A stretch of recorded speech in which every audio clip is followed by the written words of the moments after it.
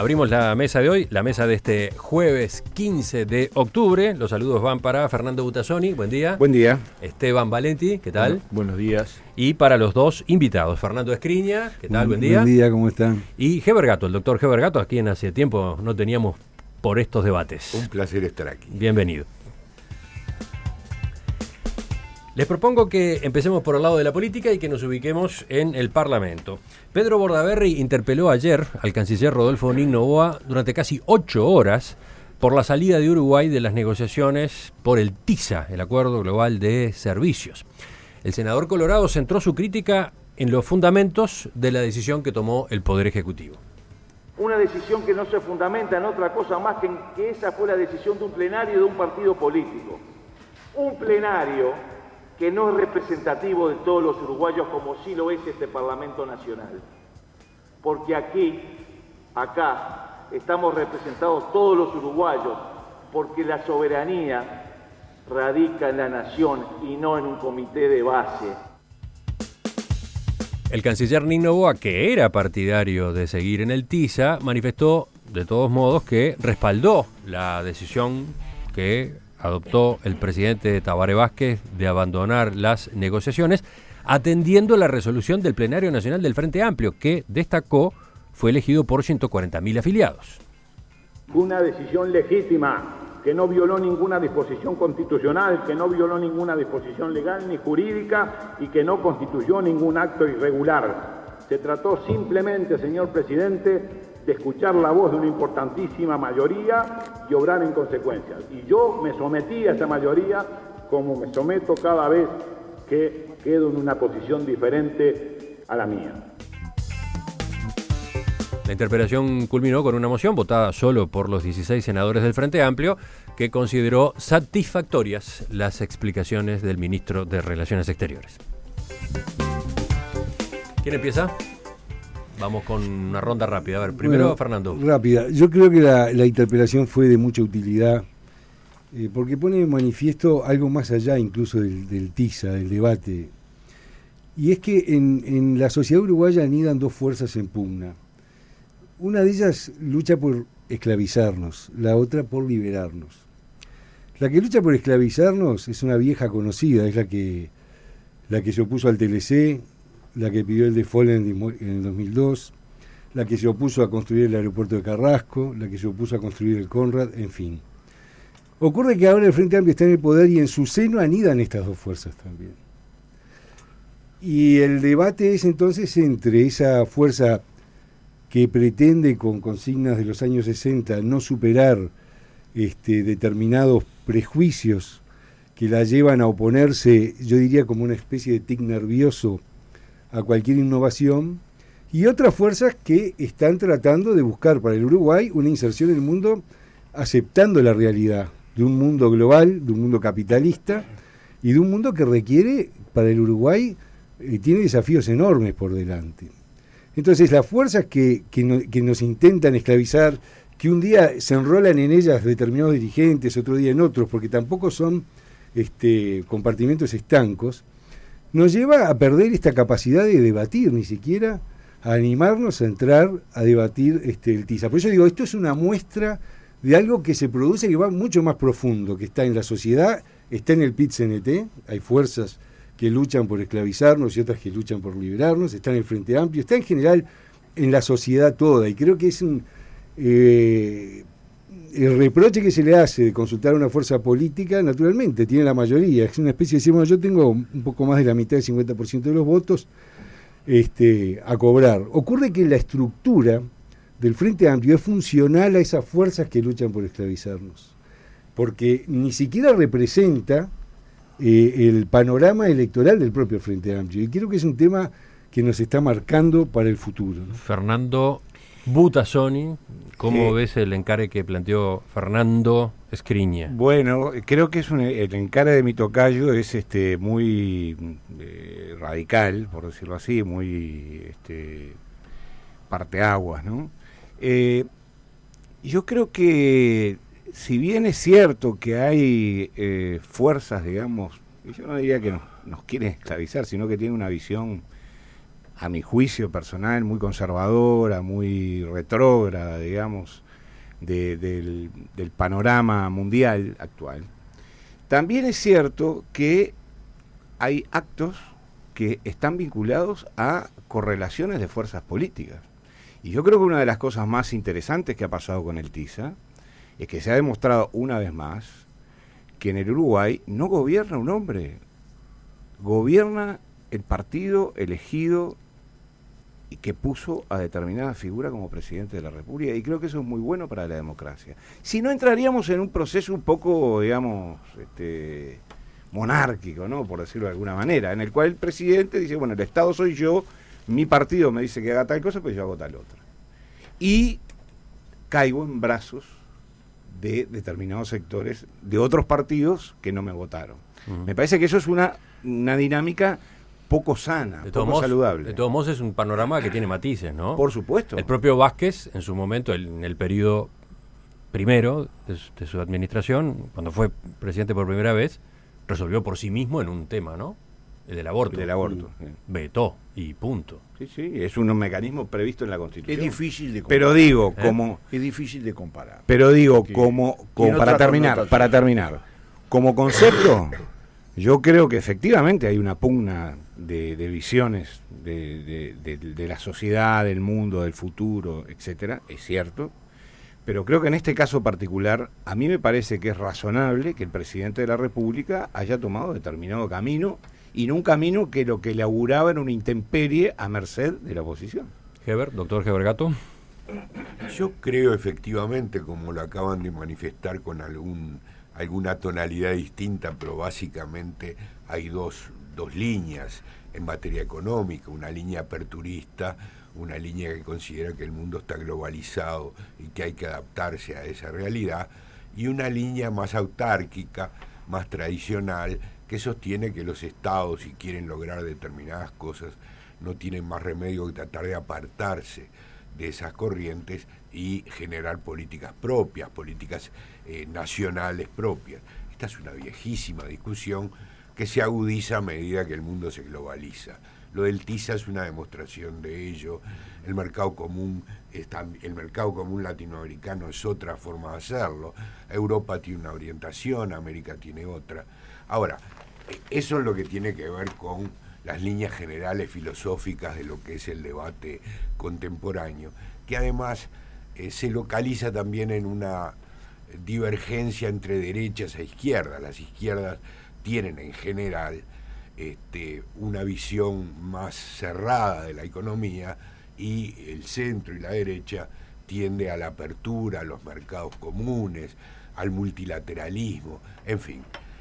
Yo en este momento no voy a entrar en ese debate, salvo que ustedes lo quieran así, pero no voy a entrar. Ahora, respecto a la interpelación en sí misma, yo no la entiendo demasiado. Me parece razonable que un presidente de la República consulte a su fuerza política, y si entiende que su fuerza política, como él la llama por otra parte, tiene una posición diferente a la de él, se adapte o se pliegue a esa posición. El debate de ayer fue una muestra de eso. Sin duda el canciller lo que quería era seguir en el TISA, por lo menos seguir un tiempo más. A mí me parece que era razonable esa posición, pero insisto, no voy a entrar en el tema. Ahora, que haya consultado a su fuerza política, a su partido, me parece razonable. No entiendo eso de que el plenario del Frente tiene 170.000 voluntades, mientras que el Uruguay tiene 3.500.000. Una cosa es un partido político y otra cosa es el Parlamento. El presidente lo que hizo fue, me parece, insisto, apelar al pensamiento de su partido, ¿no? Estaba leyendo algunas crónicas, por ejemplo, en la del Observador, senadores de izquierda comentaron que la interpelación era al Frente Amplio y no al canciller. Posiblemente. Y después está interesante el título que escoge La Diaria para su nota, Roles Cruzados. En una exótica interpelación, el canciller coincidió con la oposición y fue respaldado por el oficialismo. Sí, ese era el objeto de la interpelación, mostrar esa incluso hubo una moción de respaldo, ¿no? Claro, de la oposición. Claro, se intentó. Era muy irónico. Sí. Bueno, Esteban. yo creo que la interpelación de ayer y el debate que gira en torno es una demostración de sutileza del mundo político uruguayo. Es decir, en un mundo político muy simplificado, yo me quedé contento con el debate demócrata, del Partido Demócrata en Estados Unidos, mucho más que con los republicanos, que fue realmente de una chatura absoluta. Parece que triunfó Hillary, ¿no? Sí, pero además Sanders es un aporte, realmente, además porque es de izquierda, ¿no? Pero no importa. A ver, en Europa, hoy, en la cuna de la política, el debate es tan simple, tan básico, que a mí, un debate en el cual coinciden líneas diferentes en un mismo momento, que es el tema de las relaciones internacionales. Es un tema que va a seguir siempre. Está en la esencia de las fuerzas políticas. Yo tengo una visión sobre el TISA que la sintetizo en una frase. Yo creía que nos teníamos que quedar como un elemento táctico importante. No tengo seguro la estrategia. No la tiene seguro Singapur. No la tiene seguro nadie. No la tiene seguro la Unión Europea. Hace 8 años que están discutiendo sobre esto. Pero me parece que tácticamente estoy con el canciller. Sin embargo, ¿qué se cruza acá? El funcionamiento democrático. Y en el Uruguay, el funcionamiento democrático está basado en uno de los elementos más sólidos que existen en el mundo y que se está debilitando en todos lados, que son los partidos políticos. El sistema de partidos, que ahora son 3, 4, digamos, que también se están incorporando, pero digamos, hay 5 partidos en el Parlamento. Miremos alrededor lo que pasa en Brasil, que es un cruce de partidos que empiezan en un partido y terminan 3 partidos más adelante, o para atrás. Miremos la Argentina. ¿Cuál es el partido que va a ganar en la Argentina? No es un partido, es un agrupamiento. En general sucede eso en el mundo. Entonces, que el Uruguay tenga disciplinas partidarias no es un insulto. Que le resulte difícil entender a la sociedad es complejo, es entendible, porque la lógica, sobre todo la lógica cuando a veces tiene demasiado que ver con el poder y poco que ver con las ideas. Pero la cultura del partido, la cultura de las mayorías partidarias, es una cultura que en este país no la inventamos los frente amplistas. Nosotros no somos fundacionales en eso. Pero vos sabés que a veces que los partidos tradicionales fueron con 2 sectores o 3 sectores, y después, al final, el que era mayoritario era el que imponía sus políticas, y me parece que hay que respetar eso. Yo agrego una sola frase final. A mí me gusta un Frente Amplio más democrático, con otra forma de participación. Pero eso es otra discusión. Pero comparativamente, después que existe una estructura, y no estoy para torpedearla, no estoy. Sí, entiendo lo que decís, Esteban, pero sabes que hay una frase que se repite en el sistema político uruguayo y que tengo la impresión de que contribuye a la confusión en todo caso. La han utilizado muchos presidentes. Yo soy el presidente de todos los uruguayos. ¿Cómo se compatibiliza con responder automáticamente o perfectamente a lo que dispone su partido? Bueno, a ver, yo creo que no es una disposición automática, en primer lugar, y creo que no es una disposición reglamentaria, por decirlo de alguna manera. Es decir, creo que esta instancia del TISA, además, tiene una previa que todos debemos recordar. El doctor Tabaré Vázquez le preguntó al Frente Amplio qué opinión tenía. Claro, pero la consulta sería, ¿por qué en este caso le consultó al Frente Amplio? Bueno, en otros no le ha consultado con tanto cuidado. Son razones, creo, de gestión política del presidente. Las opiniones le acabamos de dar todo. ¿No? La pregunta que vos hacés está respuesta, discúlpame.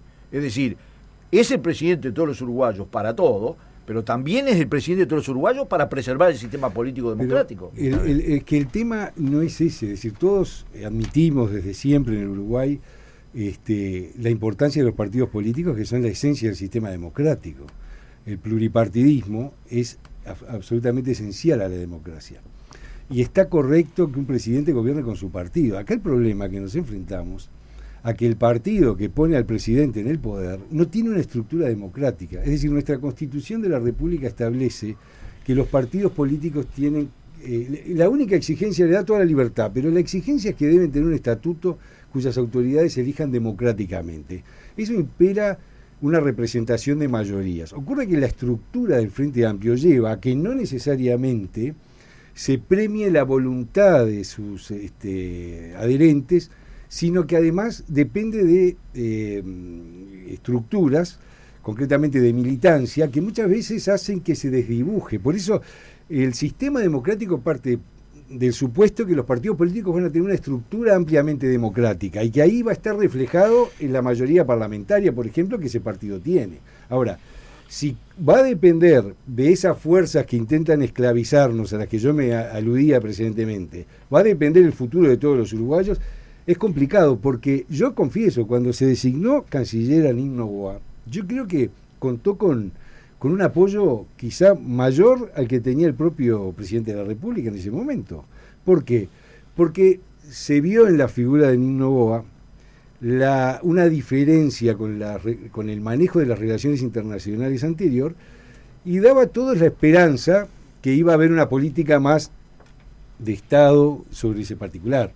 Esto viene a empantanar esa situación con un ministro además que sale a decir que realmente él no está de acuerdo con la decisión que finalmente tomó el Frente Amplio.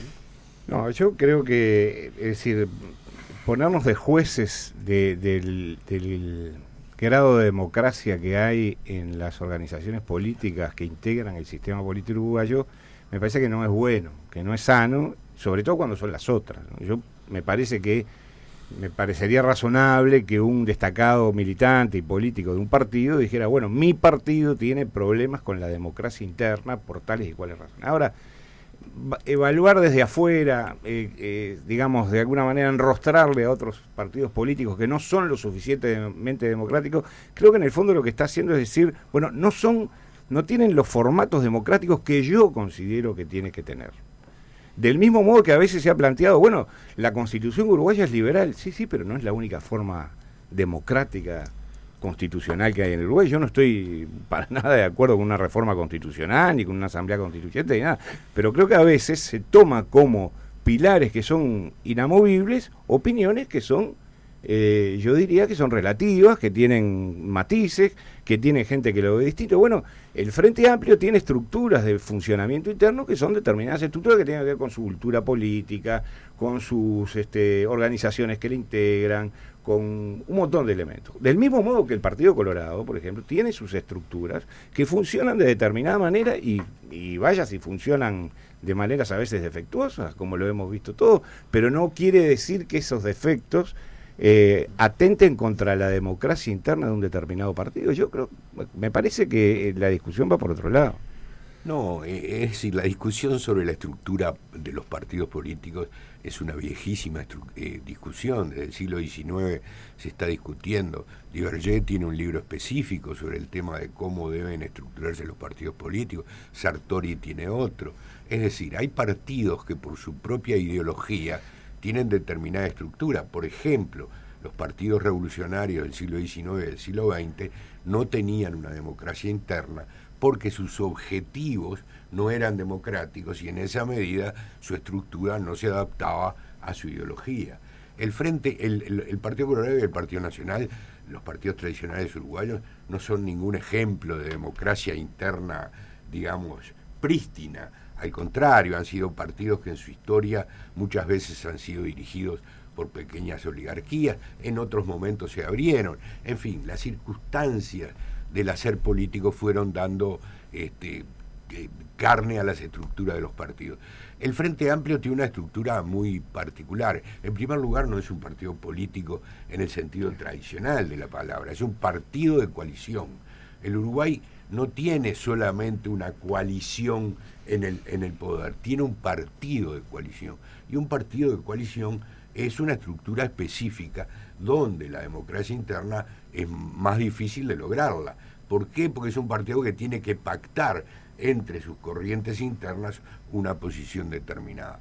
Pero bueno, eso no afecta demasiado la democracia interna y no se refleja precisamente en esta discusión. El presidente, que es el presidente de esa coalición, difícil condición. No es lo mismo ser presidente de un partido único, si es que esos partidos únicos existieran en una expresión clara, lo cual también es discutible, pero ser presidente de una coalición. A mí no me gustaría ser presidente del Frente Amplio en este momento. Oscar Botinelli en en una de sus últimas columnas, la de este Exacto. domingo, insistía mucho en que el Frente Amplio es un partido. Sí, Discutía a quienes lo denominan coalición, ¿no? sí, pero él también decía que si bien es un partido, porque tiene muchas características de partido, es un partido de coalición.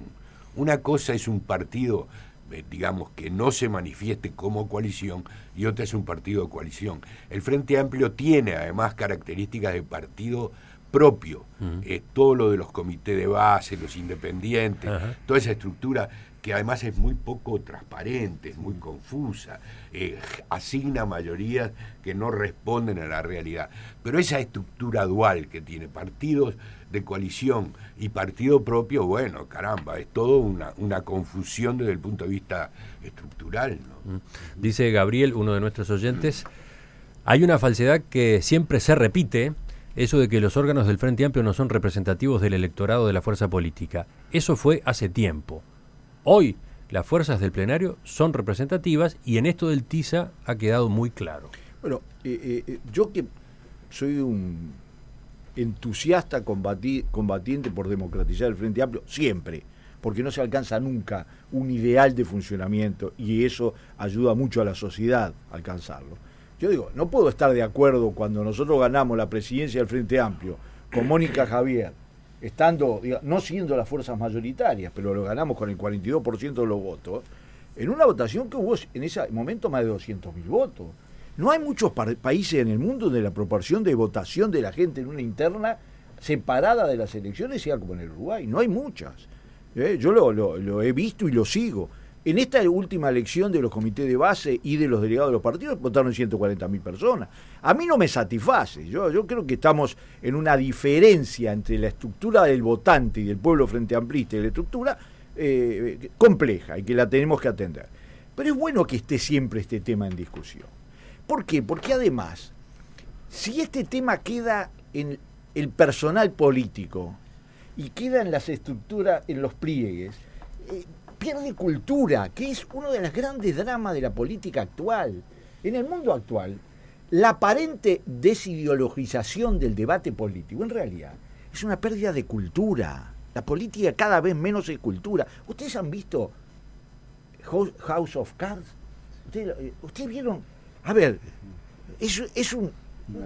No, exactamente. Podredumbre, dice Fernando. Es el diseño del poder por encima el poder de todo. mismo. Que además donde Por el poder como mismo. desapareció el comunismo, no existe nada. Todo es una maniobra detrás de otra, con ¿Y niveles... esa es la realidad de la política estadounidense? Bueno, yo creo que es excesiva. Ah, bueno. Pero no está muy lejos de la realidad. No, Es decir, pregunto, porque es condicionada. Puede ser elevada. en definitiva es ficción, ¿no? Está condicionada que el guión funcione. Claro, Está condicionada Desde que el el guión príncipe debe de Maquiavelo No, para no, acá, que digamos. es, Voy a es un discrepar gran con- llamado de atención, Gran sin duda, llamado, ¿no? gran Mi llamado. pregunta es si refleja 100% No, lo que pasa en la 100% política no. estadounidense. Es más, por ejemplo, es mucho más inteligente los diálogos, la construcción de lo que es la realidad norteamericana, vamos a entendernos claro.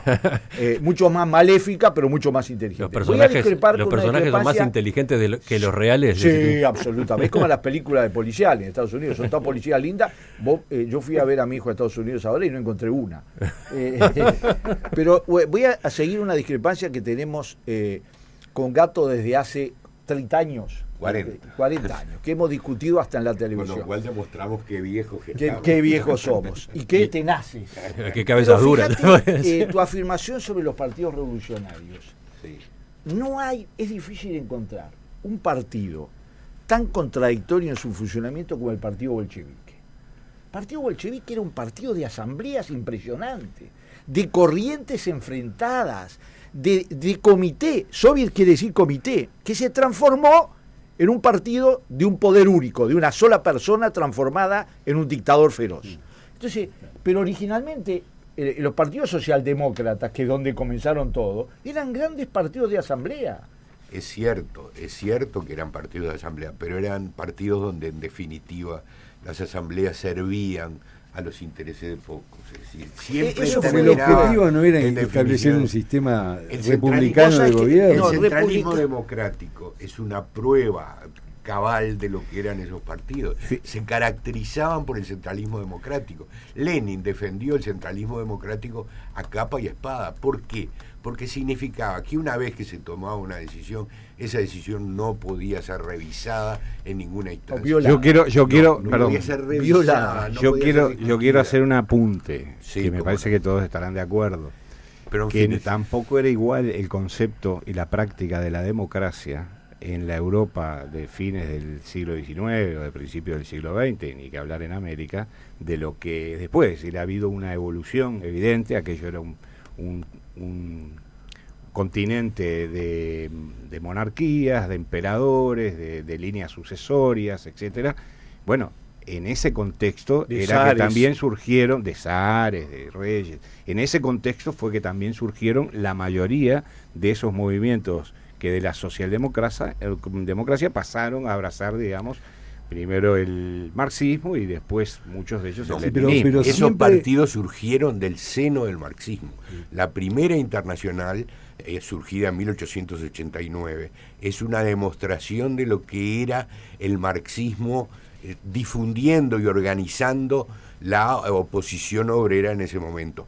De allí que tengan dificultades organizativas. Esta es la discusión que tenemos con Esteban desde hace 40 años. Yo creo que partieron con una vocación democrática y derivaron hacia una Se una oligarquizaron. vocación y derivaron hacia una que fue la clave de su derrota. Pero esta es otra discusión. Esta es otra discusión. Pero de todas Por suerte formas, acá en el lo- Uruguay ese problema no lo tenemos. En este país, hay duda que no. en este país toda la fuerza. No, bueno, Fernando dice que nos quiere derecha, esclavizar, ¿no? derecha, No, izquierda. pero- A ver, ¿qué Estoy de decías? acuerdo. Dejemos Vamos terminar a a Esteban. Ahora, Tú decías, mirá que yo no sostengo ¿qué decías, que la Esteban? En este socialdemocracia- país todas las fuerzas, ¿qué? Son democráticas. Que todas las fuerzas son democráticas. Y eso no Hoy, pasaba hace digamos, 40 Fernando, años, 50 años. yo te hago un matiz.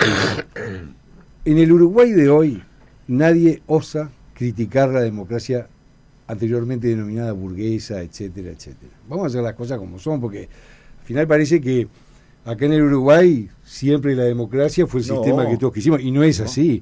Acá existieron partidos políticos que hoy, digamos, son demócratas de la nueva ola, por decirlo de alguna forma, que en otras instancias criticaban las democracias liberales.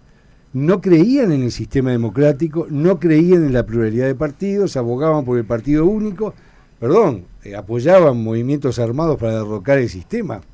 Entonces, que ahora se venga a decir que en el Uruguay somos una cosa... Sí, claro, porque pasamos una dictadura que lamentablemente puso en blanco sobre negro lo que sucede cuando no existen las libertades públicas, cuando no se respetan los derechos humanos, cuando no hay separación de poderes, cuando el dictador de turno es el que impone las cosas, como sucede en las dictaduras de izquierda, que todavía son alabadas por muchas fuerzas de esas que tú decís que ahora son todas democráticas, pero no te critican a la Cuba de Fidel Castro, enviaron un telegrama a Ceausescu en su momento antes de su caída, pensaban en la Unión Soviética como el mejor de los sistemas. Entonces, bueno, ahora sí, claro, pasamos una dictadura y nos dimos cuenta de lo que es una dictadura. Y ahora somos todos demócratas. Como También, somos, esa- y eso es una enseñanza que tienen los pueblos. Pero yo cuando digo las fuerzas que intentan esclavizarnos, no digo que son autoritarias. Digo que están ellas mismas presas de sus prejuicios, de sus dogmas, que le impiden ver un poco más allá, algo que reaccionan como a un tic nervioso frente a cualquier idea de cambio, de Sí. apertura, de discusión, de oxigenación de las ideas. pero- Es una metáfora que tú Está Sí, bien, sí, exactamente. pero te voy a decir, la que lo metáfora... utilizaba Rodó para... Sí, claro. Claro, pero la La metáfora traje de ahí, no es es- no es incompleta mía. si nosotros no partimos de la base de que todo lo que tú dijiste es cierto, pero también es cierto que el Partido Colorado... No, pero, No, Esteban, pero déjame... terminemos con De a uno, de a uno, de a déjame, uno, déjame, de a déjame. uno. Es decir, el Partido Colorado, que notoriamente es una fuerza fundamental de la historia de este país y del proceso de construcción republicana... que hoy somos todos ballistas. Está, parece. siempre fuimos, todo, como lo decía Pero Wilson. demócratas y ballistas. Siempre fuimos. Esa es una de las grandes influencias de este país. la primer socialdemocracia del mundo. Del es Uruguay. mundo, absolutamente. Se llamaba de otra manera, nada más. Sí, sí. Claro. Pero ¿qué digo? Digo que, ¿sabes qué pasa? Esos pecados, nosotros los reconocemos. Esa es la diferencia. Yo siempre he dicho... Nunca déjame terminar de hablar. El Partido Colorado, déjame, el partido único, perdóname. Déjame terminar de hablar. Hizo cosas peores. Pero ese atajo de fuga... ¿Qué le parece si vamos poniendo puntos suspensivos? Porque se nos fue largamente la duración de vos espacio. un túnel de fuga de la izquierda. No es Cada vez ningún que alguien dice algo, no, pero los partidos tradicionales. No, yo no digo el partido, yo digo una cosa muy te vas por el túnel de fuga. No, ningún túnel de fuga. Te fugaste. Yo te voy a decir esto. Vos te fugás de la historia. No, al revés. Entonces, yo te pero voy a de decir toda así. la historia, Yo te voy a decir así. Toda la historia. La izquierda reconoce, por lo menos yo lo he hecho reiteradamente, y mucha gente de izquierda, que nosotros teníamos falencias democráticas muy grandes. No solo los Tupamaros, el Partido Comunista tenía una visión absolutamente... Tenían escrito... déjame terminar vamos a terminar la frase porque si no son las 10 de la mañana y No, estamos es muy todavía largo, con que... Yo me había desacostumbrado, Esteban. Por favor, terminá lo tuyo, Entonces, Esteban. Nosotros reconocemos eso.